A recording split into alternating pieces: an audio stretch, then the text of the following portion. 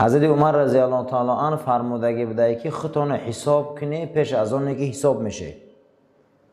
خودتون حساب کنه پیش از چی؟ حساب شدن. قیامت روز حساب هست.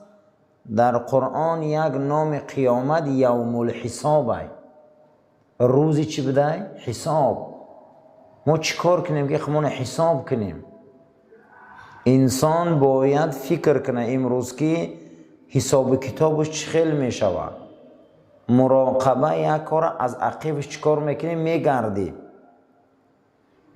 میستی، کنترل میکنی. او ماه چند قدر نماز تهجد داشتی، این ماه چی؟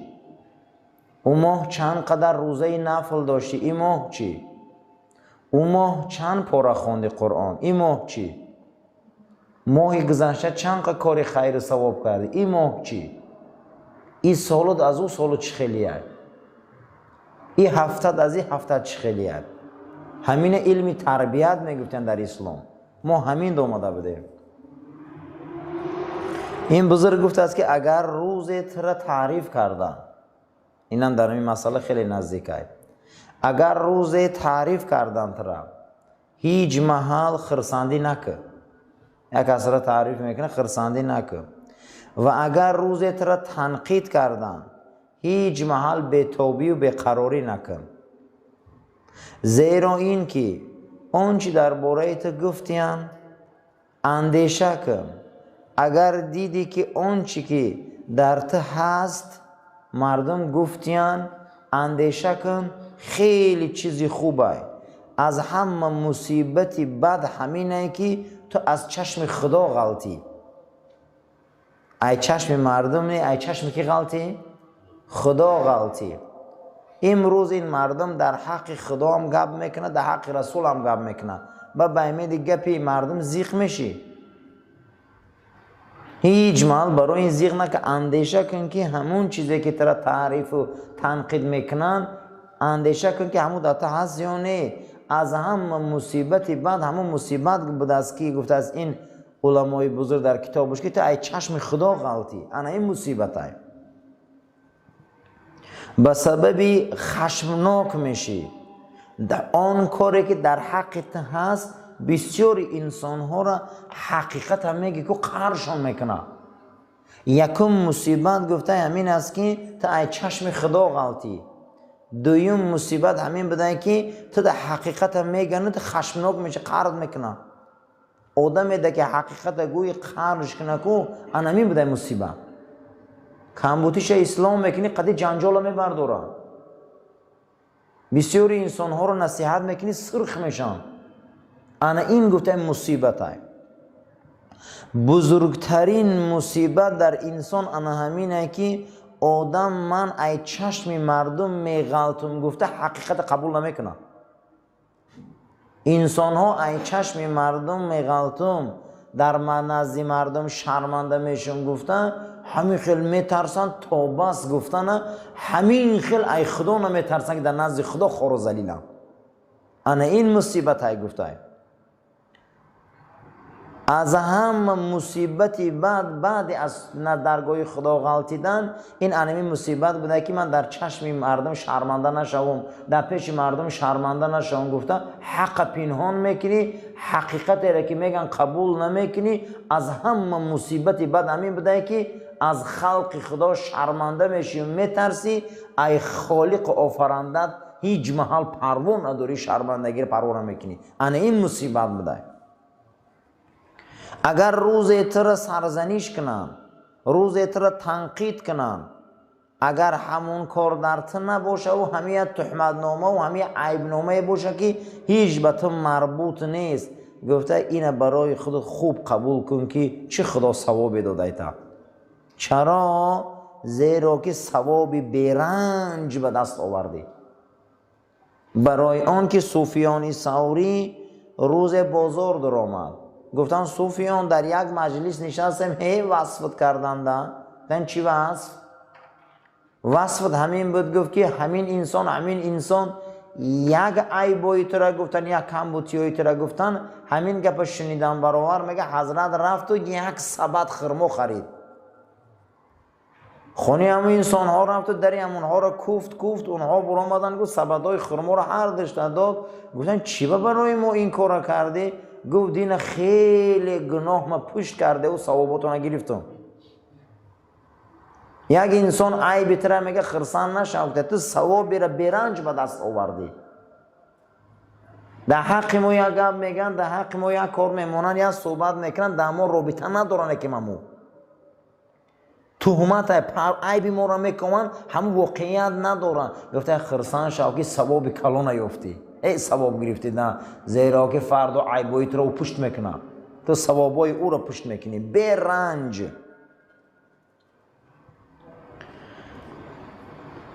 هر کسی که پیرو با رسول نباشه، هر کسی که پیرو با صحابه نباشه، این نغز فکر کنه که در این دنیا راهی بد انتخاب کرده. ما باید پیرویمون معلوم باشه. پیامبر برای ما اسوة الحسنه آمدن. خداوند در قرآن در دو پیغمبر اسوة حسنه میگه. لقد کان فی رسول الله اسوة حسنه.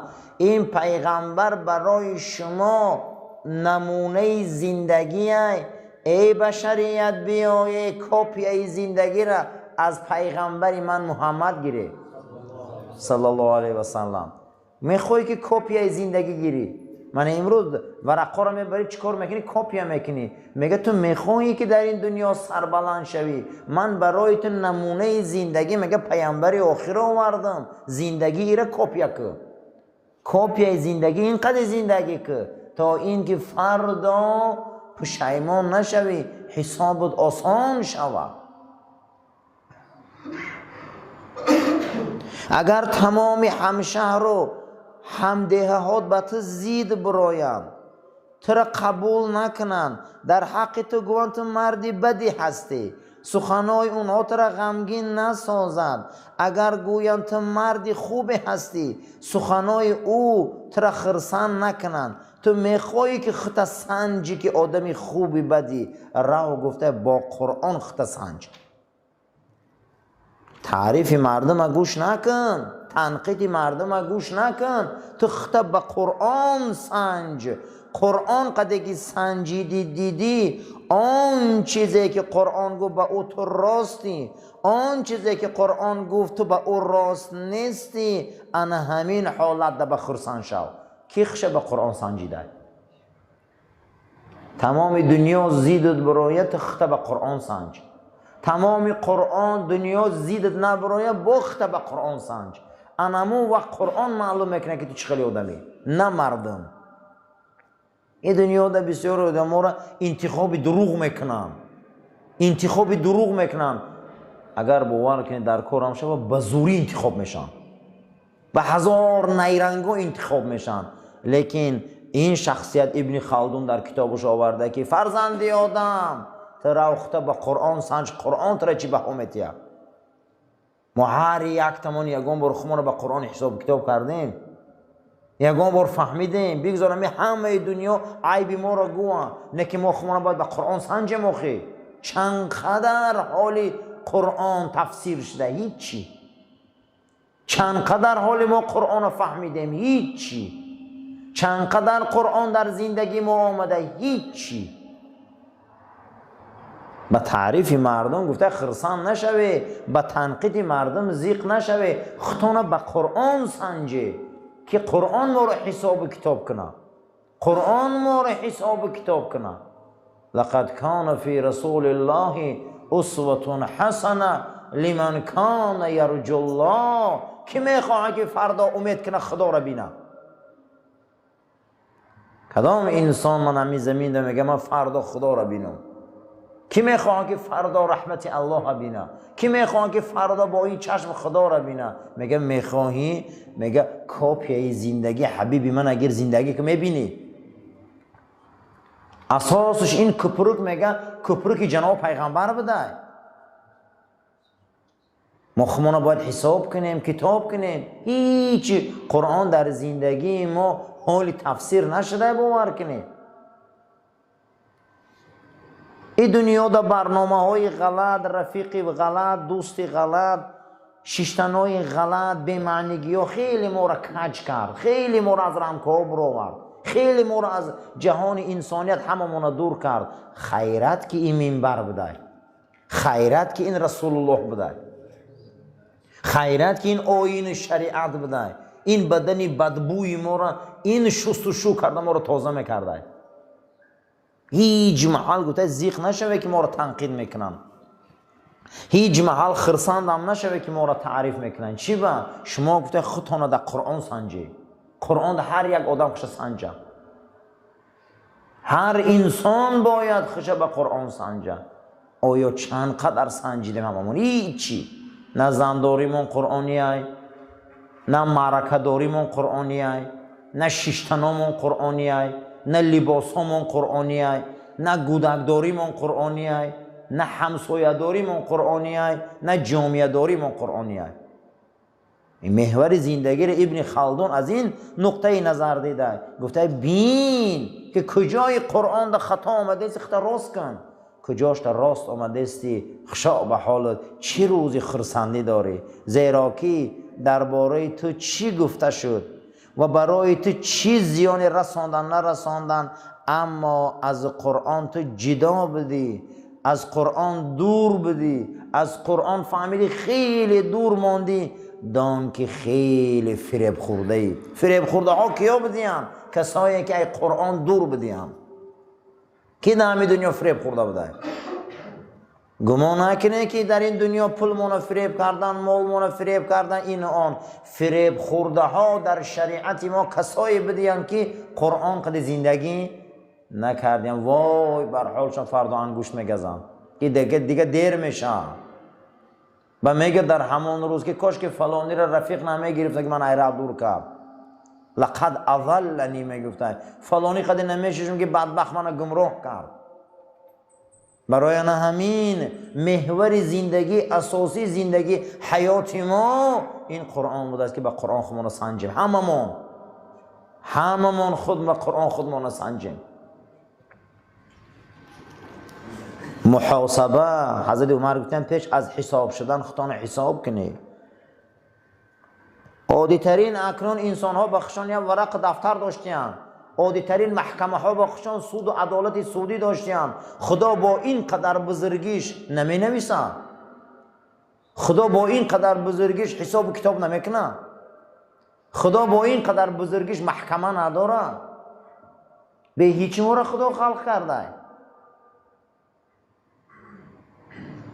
بزرگان روایت میکنند که گفتند دخلنا علی بیت عطا ابن سلمی، ما در آمدیم خانه عطا پسری سلمی که از اولیاءهای خدا که میشش در داخل بسترش در دست تسبیح داشت، تسبیح میزد. بعد از ما پرسیدیم که کیف حالک یا عطا او، ای عطا چی حال داری؟ سلامتیت نغزه؟ بگو ای حال من چی میپرسی؟ ای حال من چی میپرسی؟ ای حال من همین قفرسه که عاقبت همین دنیا هیچی. من شیشتم اکنون منتظرم که ای بگه یا پگه بگه میبیو. کی میبیو؟ ملک الموت میبیو.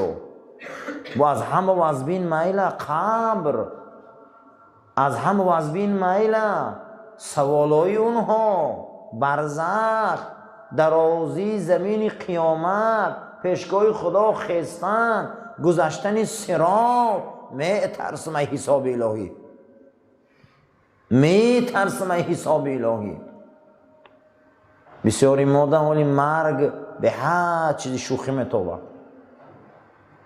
یا آدم این خیلی انسانی خوبه در این دنیا و خیلی مرگش و از بین میگذره، میگن بین چه خیلی مرد، آدمی خوب بوده به زیب مرد، عذاب زیاد کشید.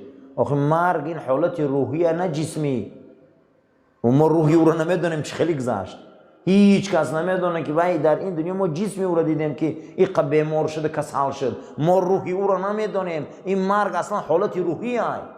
اما یک از منافقه یا یک از به ایمانه میگن بین چه خوشرو مرد، و ما یکیشون میدونیم خوشرو مرد. ما جسم جدید هستیم، ما روحی او را نمیدونیم. ما نمیدونیم که روحی ما فقط چه حساب میشوه. حدیث امام احمد بوده که رسول اکرم صلی الله علیه و سلم فرمودند هر بنده مومن و مسلمان از دنیا میگذشته از خوشبویی روحی او 7 طبقه آسمان خوشبو میشده. وقتی یک مسلمانی واقعی میمرده میگه ملائکه ها در دست میگن که لطه های جنت، ای جنت لطه ها را میبیارن که در همه اطراف جنت تر کردگیان، بالای سرش میامدیان. خب ملائکه های قابض ارواح که حسابی تو سبوکای، حسابی تو سبوکای، حسابی تو آرامای، حسابی تو خوبای. چخیلی که خلق تر دوست میداشت از این خلق 1000 بار زیادتر خدا دوست میداره. خیر رفتیم بیا رفتیم جای آرام میریم، جای آسوده میریم.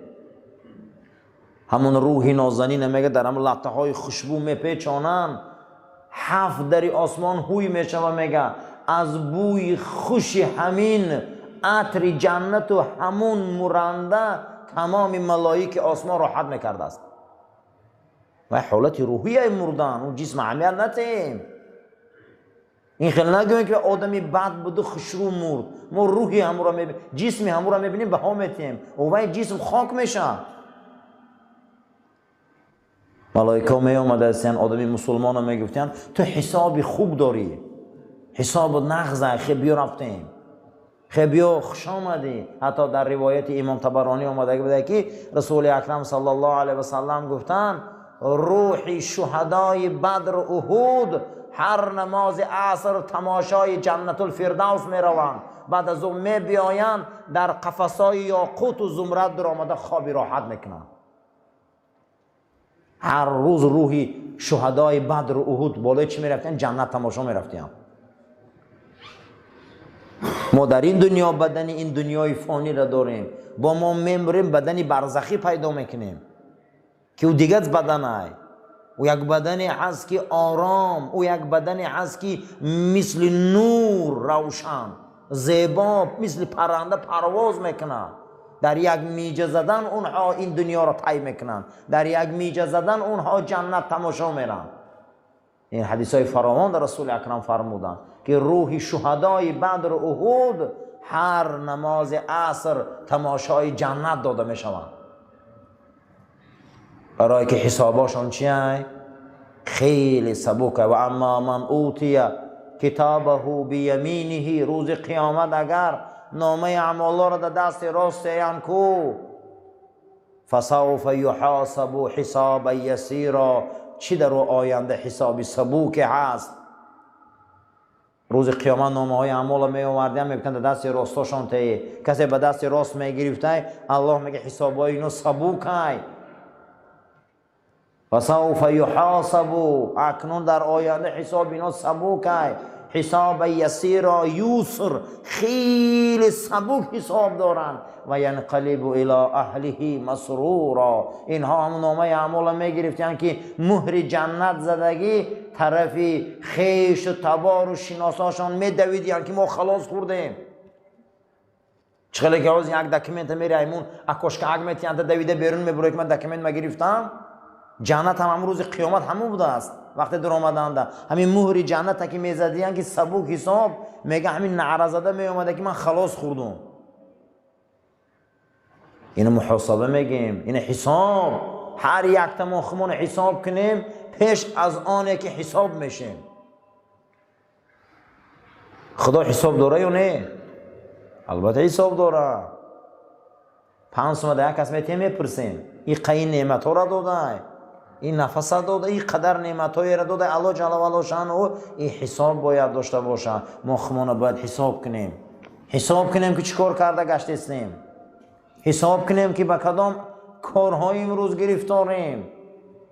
این پیامبرها چی آمدیان؟ خدا دروغ باشه موسی هم دروغه، خدا دروغ باشه عیسی هم دروغه، خدا دروغ باشه حضرت محمد مصطفی دروغه. این دروغنیه. یکی از سبب موجود بودن خدای پیغمبران 2.5 میلیارد انسان مسیحی هست، همه اینو به خدا باوردن خدا یکتا. اینقدر دنیا مردمش یهودی هست و یا باور دارن خدا یکتا. وقتی خدا که اگر مقصد دیگه نباشه من پیغمبران معلوم دروغه، پیغمبران دروغن. خدا حساب داره، خدا کتاب داره.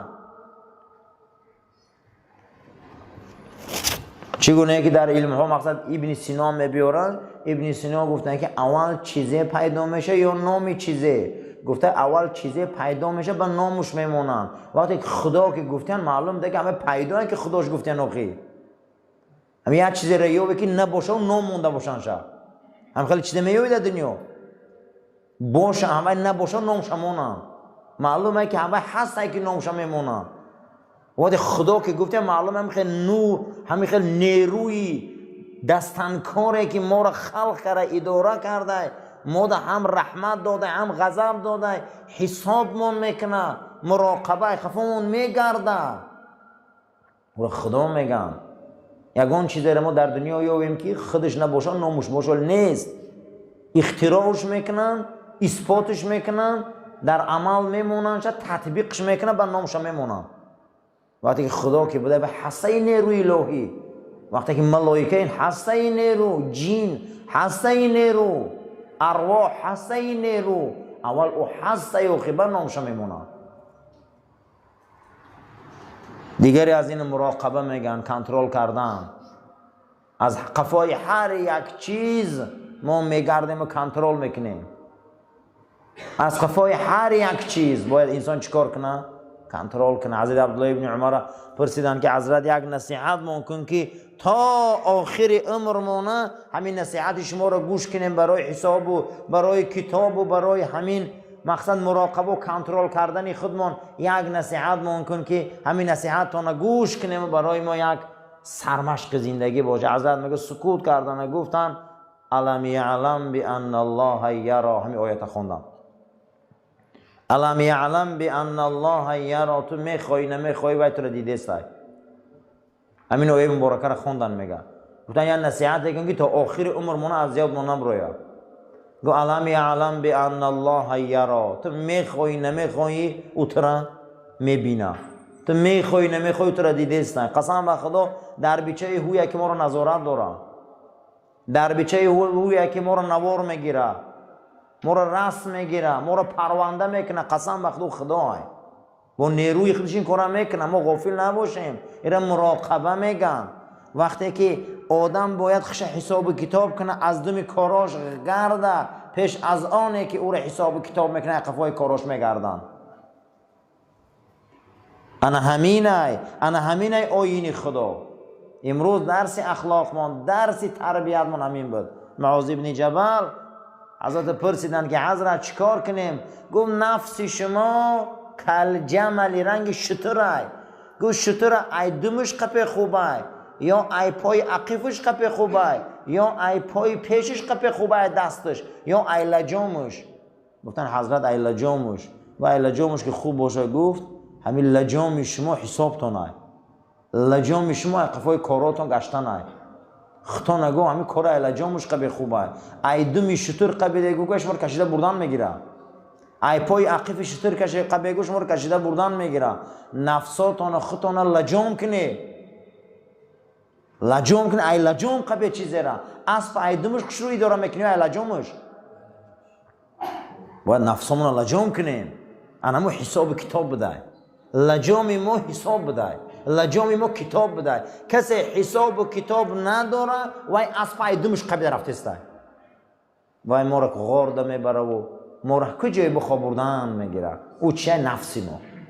اللهم ربنا آتنا في الدنيا حسنة وفي الآخرة حسنة وقنا عذاب النار. وصلى الله تعالى خير خلق محمد وعلى اصحاب الاجمعین. خدای ما را برای راست هدایت کنه، ما را توفیق بندگی توی مسجد آباد و زیبا نگه دار. آمین یا رب العالمین. سفر راست گیره، تلفناتون رو خاموش کن، آماده به نماز شوید.